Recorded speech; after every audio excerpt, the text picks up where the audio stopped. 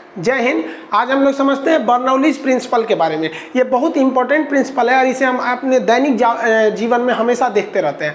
आप देखेंगे, अपने मन में सवाल आता होगा कि कभी भी ट्रेन अगर तेज रफ्तार से कोई गाड़ी आ रही है, जैसे ट्रेन गुजर रही है, प्लेटफॉर्म में खड़े व्यक्ति को कहा जाता है कि करीब मत जाइए वरना गिर जाएंगे। कई लोग देहात के लोग बोलते ट्रेनवा खींच लेगा, नहीं खींचता है, वो बर्नौलीज प्रिंसिपल होता है। हवाई जहाज एक छोटे से इंजन के बदौलत कैसे वो लिफ्ट करके और गिरता नहीं है। पक्षियों को भी आप देखते होंगे, तब चील को देखें, चील को तो ऐसे पंख मार देगा, उसके बाद वो 10 मिनट तक ऐसे ऐसे डोलते रह जाएगा। वो भी इसी सिद्धांत पर काम करते हैं सब। ये काफ़ी फेमिलियर सिद्धांत होते हैं। आप देखेंगे कि समुद्र जो होते हैं बड़े शांत रहते हैं। देखिए, बर्नौली साहब ने जो थ्योरी दिया था उसको अगर भाषा में देखेंगे तो काफ़ी टफ था कि अगर किसी असमान अनुप्रस्थ काट की नली में कोई आदर्श द्रव रेखीय प्रवाह के अंतर्गत प्रवाहित हो रहा है तो उसके किसी काट क्षेत्रफल पर उस पर प्रवाहित होने वाले सभी धाराओं का ऊर्जा का बीजीय योग नियत रहता है। बड़ी लंबा चौड़ा सिद्धांत था, ऊपर से निकल गया होगा। सिंपल सा इनका सिद्धांत है कि भैया ये ऊर्जा संरक्षण पर सिद्धांत है। ऊर्जा संरक्षण पर कैसे भैया इनका सिद्धांत है, तो देखिए इनका क्या कहना था कि किसी भी द्रव में अगर फ्लो हो रहा है, लेकिन एक ध्यान रखना है कि इसका एक सिरा बड़ा हो, एक सिरा मतलब छोटा हो, दोनों अलग अलग होना चाहिए। तो इसमें देखिए 3 तरह का प्रेशर लगेगा। एक इसके अंदर जो इसकी काइनेटिक एनर्जी है, जो गति के कारण ऊर्जा है, और एक इसके द्रव की ऊंचाई के कारण स्थितिज ऊर्जा है, और बाहर का जो प्रेशर है, 3 तरह का ऊर्जा लगेगा। एक प्रेशर, एक आपकी गतिज ऊर्जा, एक स्थितिज ऊर्जा। तो इनका सिद्धांत क्या था कि इन्होंने क्या थ्योरी दिए थे कि भाई जो द्रव की ऊर्जा होती है वह संरक्षित रहती है। संरक्षित का मतलब क्या है कि अगर गतिज ऊर्जा, स्थितिज ऊर्जा और दाब ऊर्जा, ये तीनों ऊर्जाओं का जो टोटल वैल्यू होता है वो सेम रहता है। कहने का सेंस क्या है, ऊर्जा संरक्षण का सेंस क्या है, आप ध्यान से समझिए। एक एग्जांपल से मान लीजिए मेरे पास 3 जेब है, 2 पैंट में 1 शर्ट में जेब है, सब में हम 100-100 रुपया रखे हैं। टोटल मेरे पास कितना रुपया है, 300 रुपया। हम क्या किए, इधर करके 50 रुपया उड़ा दिए और इधर 150 रुपया उड़ा दिए। टोटल कितना उड़ा दिए, 50 और 150 इधर उधर 200 उड़ा दिए।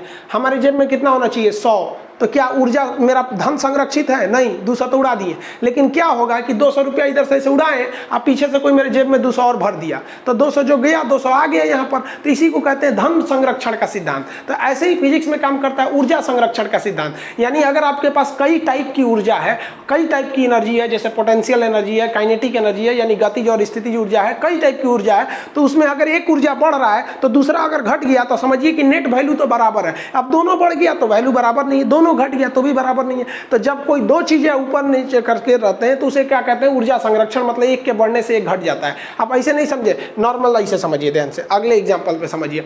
देखिए, किसी भी चीज की ऊंचाई अगर बढ़ाइएगा तो उसमें एक एनर्जी आ जाती है जिसे कहते हैं पोटेंशियल एनर्जी, स्थितिज ऊर्जा, mgh। ऊंचाई पे कारण, जैसे आप कुतुब मीनार पे चढ़ जाइएगा कोई चीज तो उसके अंदर क्या आ जाएगी, ऊंचाई। अब उसको छोड़िएगा ना तो ऊंचाई से, अब जैसे ईंटा है, इतना ऊंचाई से छोड़ेंगे हाथ पे तो कम चोट लगेगा, छत पे से छोड़ देंगे तो ज्यादा चोट लगने लगेगा, क्योंकि उसके अंदर क्या आ गया है, स्थितिज ऊर्जा। तो कभी भी जब आप ऊंचाई पर जाते हैं तो उसमें आ जाता है आपका स्थितिज ऊर्जा।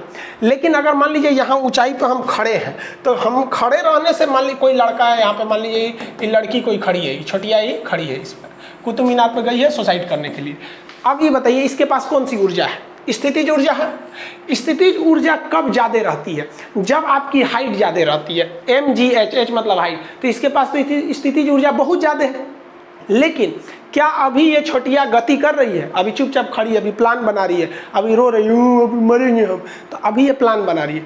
जैसे ये कूदेगी तो इसका स्पीड बढ़ने लगेगा, और जैसे जैसे नीचे आएगी इसकी स्पीड बढ़ेगा, क्योंकि ये नीचे क्यों आ रही है, पृथ्वी खींच रहा है, और जैसे जैसे पृथ्वी के करीब आएंगे तो और हचाक हचाक खींचेगा। तो इसीलिए कोई भी चीज़ जब ज़्यादा हाइट पर रहती है तो उसका स्पीड जैसे जैसे नीचे आती है ना, उसका स्पीड धड़ाधड़ बढ़ते रहता है। अब यहीं पे देखिए यहाँ ऊर्जा संरक्षित कैसे है। जब ये छोटिया ऊंचाई पर थी तो इसके पास स्थितिज ऊर्जा ज़्यादा थी। जैसे छोटिया कूदी, इसकी स्थितिज ऊर्जा लगातार घट रही है। देखिए इसकी स्थितिज ऊर्जा घट रही है ना, क्योंकि ऊंचाई घटेगा तो स्थितिज ऊर्जा घटेगी। तो ये स्थितिज ऊर्जा घट रही है, यहाँ पे घट रही है, यानी यहाँ हम कहते हैं कि स्थितिज ऊर्जा घट रही है। लेकिन आप गतिज ऊर्जा की बात कीजिए, काइनेटिक एनर्जी ½ mv², ये डिपेंड करता है वेलोसिटी पर, क्योंकि मास तो दोनों में है। अब इसी को देखिए, जब ये छोटिया कूद रही थी तो भले इसकी स्थितिज ऊर्जा घट रही थी, लेकिन ये छोटिया का अगर आप गतिज ऊर्जा देखिएगा तो देखिए इसकी गति लगातार बढ़ रही है, जैसे जैसे नीचे आएगी इसकी गति बढ़ जाएगी। तो जैसे छोटिया कूदी तो इसकी स्थितिज ऊर्जा घटी लेकिन गतिज ऊर्जा बढ़ गई। तो दोनों प्रकार की ऊर्जा यानी नेट ऊर्जा पे क्या प्रभाव पड़ा, नियत रह गया, एक घटा एक बढ़ गया। इसी को कहते हैं ऊर्जा संरक्षण का सिद्धांत, आइंस्टीन ने रहता है E = mc²। यही सिद्धांत पर आधारित है आपका बर्नौली का प्रमेय। यानी किसी नली में अगर कोई फ्लूइड बह रहा है, कोई भी द्रव बह रहा है, तो उसके पास 3 मुख्य तरह की ऊर्जा होती है, गतिज, स्थितिज और दाब ऊर्जा। इसमें से आप मान लीजिए गतिज को बढ़ाएंगे तो ये दोनों घट जाएगा या यही घटेगा, मतलब एगो घट बढ़ के बराबर कर देंगे। मान लीजिए कि स्थितिज भी बढ़ा दिए, गतिज भी बढ़ा दिए, तब दाब ऊर्जा एकदम घट जाएगा। तो यही है ऊर्जा संरक्षण का सिद्धांत पर आधारित है। ऑप्शन बी पर लिखा रहता है, इसलिए यहाँ लिख दिए बी। जब भी एग्जाम में आएगा ना, बर्नौली का नियम आधारित है, ऑप्शन बी मार दीजिएगा। बी पे लिखा रहता है ऊर्जा संरक्षण का सिद्धांत, इसीलिए यहाँ बी लिख दिए। अब ये इसके एप्लीकेशन समझते हैं, कहाँ कहाँ इसका यूज होता है। यूज से पहले इसके नॉर्मल थ्योरी को समझिए। बर्नौली ने क्या कहा, एक सिंपल सा थ्योरी दिया बर्नौली, और कुछ नहीं बोला। इसने कहा कि अगर किसी भी चीज़ की आप स्पीड को इंक्रीज करेंगे, अगर स्पीड बढ़ा रहे हैं तो उसके द्वारा लगाए जाने वाला प्रेशर घट जाएगा। किसी भी चीज़ का स्पीड बढ़ाएंगे तो वह उस पर लगने वाला दबाव घट जाएगा। धीमी स्पीड से मोटरसाइकिल चलाएंगे बड़ी भारी लगता है, स्पीड बढ़ाइएगा तो एकदम आराम से भागता है, कोई ज़्यादा प्रेशर नहीं लगाता है। और स्पीड भगा दीजिएगा ना तो लगेगा ससुरा जमीन छोड़ देगा, क्योंकि जितना स्पीड बढ़ाएंगे ना उसके लगने वाला प्रेशर घट जाएगा। इसका एक सिंपल सा एग्जांपल हम आपको दिखाते हैं। देखिए अपने घरेलू प्रैक्टिकल करके देखिए। देखिए इस कागज को अगर हम फूंकते हैं, उड़ गया तो कौन बहादुरी है।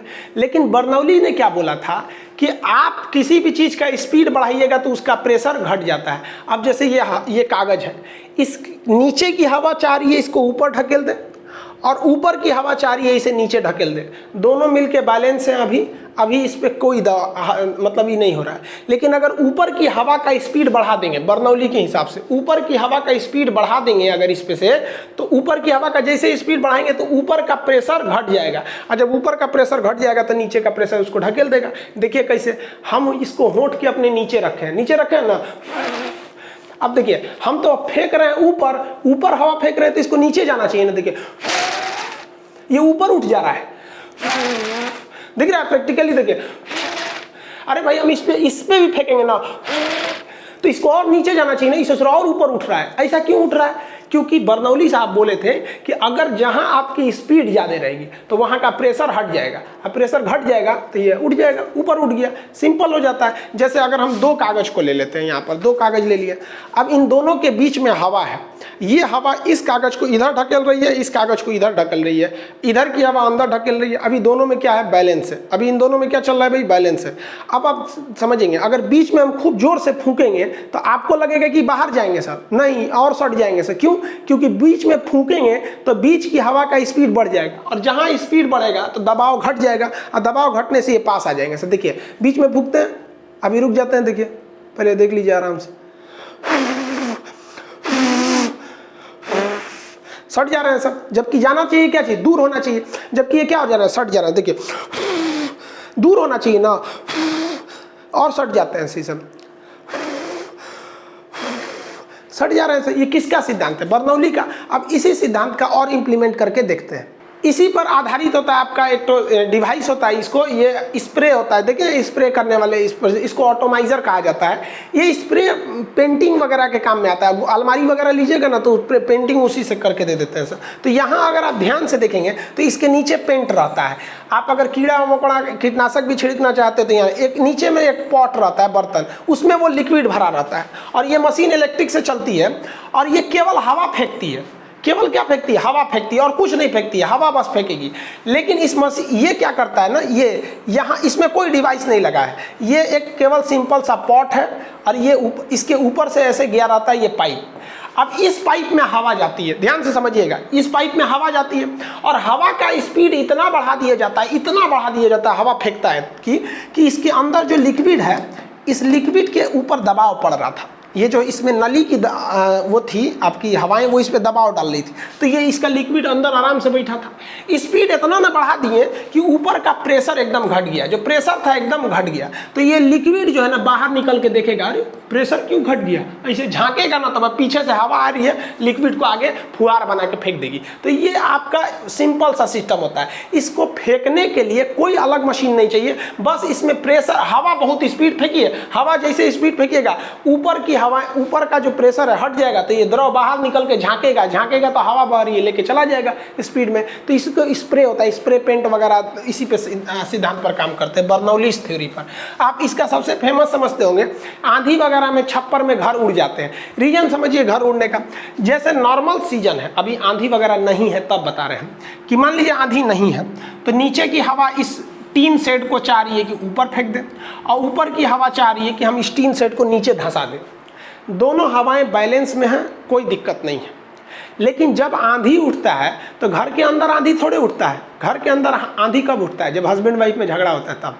अदरवाइज में घर के अंदर कभी आंधी नहीं उठता है। तो ये देखिए आंधी बाहर उठता है, तो अब बाहर की ओर आंधी उठेगा तो बाहर की हवाएं तेज स्पीड से चलने लगेंगी।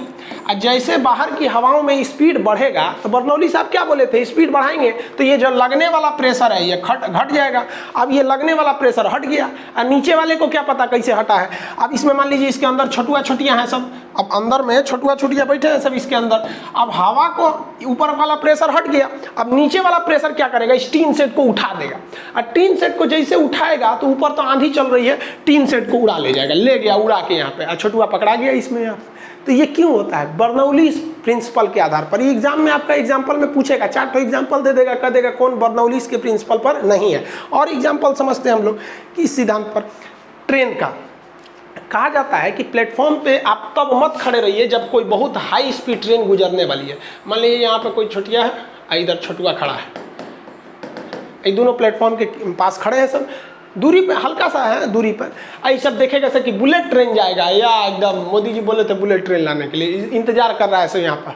अब मान लीजिए यहाँ पर बुलेट ट्रेन जाएगी, अब बुलेट ट्रेन की रफ्तार सोचिए कितनी भयानक होती है, ये तो एकदम मारेगा, सड़क से निकल जाएगा यहाँ पर। और जैसे अभी नॉर्मल समझिए, मान लीजिए हम ही प्लेटफॉर्म के सामने खड़े हैं तो आगे की हवा हमको ढकेल रही ना चाहती है कि हम पीछे गिर जाए, अब पीछे की हवा चाह रही है हम आगे गिर जाए, लेकिन दोनों हवाएं बैलेंस हैं, इसलिए हम प्लेटफॉर्म पे शांति से खड़े रहते हैं। जैसे आगे से ट्रेन जाएगी सड़क से तेजी से ट्रेन जाएगी, तो बर्नौली साहब ने क्या बोला था, स्पीड बढ़ाइएगा ना तो प्रेशर घट जाएगा।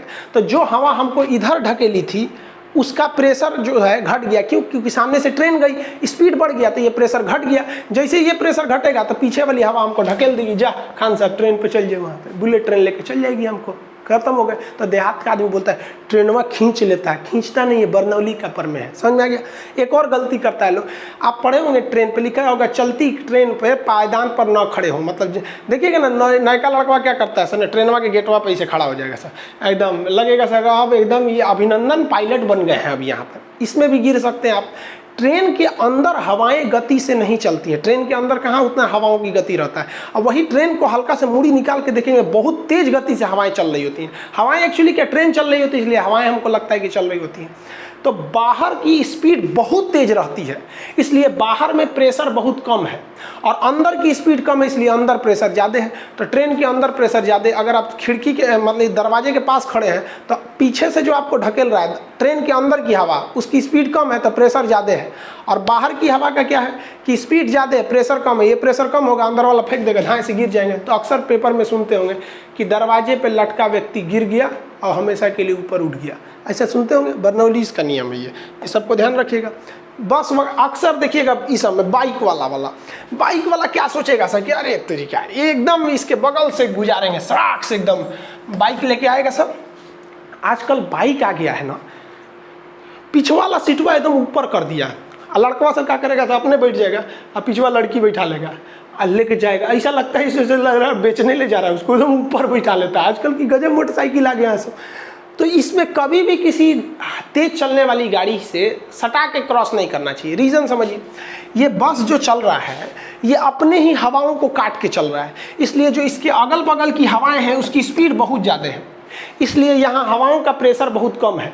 और आप इसके पास से गुजरिएगा ना, यहाँ इसके पास से गुजरिएगा तो जो जिस साइड ये ट्रक है बस है उस साइड तो स्पीड ज़्यादा है, वहाँ हवाओं का प्रेशर बहुत कम है। अब क्या करेगा ये ना, यहाँ प्रेशर कम है तो आप इस ओर गिर जाएंगे। रीज़न क्या है कि इधर स्पीड ज़्यादा है, बस के वजह से हवाओं की स्पीड में हलचल हो गई है, स्पीड ज़्यादा हो गया, जिस वजह से वहाँ प्रेशर कम हो गया और ये मार देगा आपको, गिर जाएंगे उस साइड में। तो अक्सर ये चीज़ दिखता है। तो आप लोग को लगता है कि भाई मोटरसाइकिल वाला की गलती है, अरे भाई वो संभाल के निकाला था लेकिन फिर भी दुर्घटना हो गया। इसलिए आप देखेंगे, कभी भी देखिएगा ट्रेन की 2 पटरियों को देखिएगा, जहाँ ट्रेन जाता उनके बीच में काफ़ी जगह रहता है। रियल में यार इतना जगह रहता है कि एक और ट्रेन अट सकती है। जो डबल लाइन की ट्रेन में देखते हैं ना, क्रॉस करती है स्टेशन पे नहीं, बीच में। स्टेशन पे इसलिए करीब बना दिया जाता है कि स्पीड कम रहती है, वहाँ बर्नौलीज वाला नहीं काम करेगा।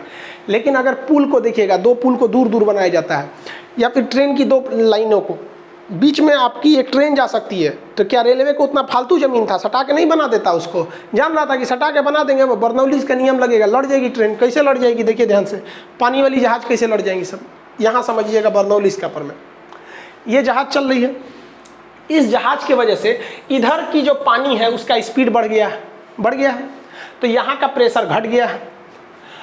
और देखिए यहाँ भी स्पीड बढ़ गया इस साइड में, तो यहाँ का भी प्रेशर घट गया है। इस जहाज की वजह से इधर का पानी का स्पीड हलचल हो गया है, यहाँ का प्रेशर घट गया है। अब इस वाली बोट का देखेंगे तो इधर में भी प्रेशर ज़्यादा है। अब आप बताइए, सॉरी इस स्पीड ज़्यादा है, आप बताइए सबसे ज़्यादा स्पीड पानी में कहाँ होगा? अंदर में, क्योंकि ये वाला स्पीड और ये वाला स्पीड लगभग पानी का स्पीड मैच कर जाएगा। तो यहाँ अंदर इन दोनों के अंदर के पानी का स्पीड बढ़ जाएगा। अब बर्नौली साहब क्या बोले थे कि जैसे स्पीड बढ़ाइएगा प्रेशर घट जाएगा। तो जो प्रेशर इसको उधर ढकेला था और इसको इधर ढकेला था, वही प्रेशर घट जाएगा, पर दोनों आके लड़ जाएंगे सर। ये दोनों आके क्या हो जाएंगे? आपस में लड़ जाएंगे। इसलिए देखिएगा जब भी नाव लड़ती है ना तो पीछे की ओर से लड़ती है, क्योंकि मेन स्पीड जनरेट हो रहा था पीछे से, और बीच के एरिया में इतना ना पानी को हौड़ दिया, सब देहात में क्या बोलते हैं हौड़ देना, तो हौड़ दिया सब की स्पीड बढ़ गया। स्पीड बढ़ने से प्रेशर घट जाता है, आपस में लड़ जाती है। इसलिए 2 ट्रेन को, 2 जहाज़ों को, 2 किसी भी गतिशील चीज़ों को थोड़ी सी दूरी पर रखना चाहिए, वरना बीच की हवाओं का स्पीड बढ़ जाएगा, प्रेशर घटने से ये सब आपस में सट के लड़ जाते हैं सब। आप गेम उसमें देखते होंगे क्रिकेट में स्विंग कराना, आजकल एक तो आ गया स्विंग कराता है। कैसे बॉल स्विंग कैसे करती है? देखिए ध्यान से, कोई भी बॉल होता है अगर, तो उसके चारों ओर क्या करती है? हवाएं एक प्रेशर लगाई रहती हैं, जिस वजह से वो बॉल आराम से जाता है। लेकिन बताइए अगर ये प्रेशर हट जाए तो क्या बॉल आराम से जाएगा? डगमगा जाएगा। इसी डगमगा जाने की क्रिया को हम कहते हैं स्विंग कर जाना।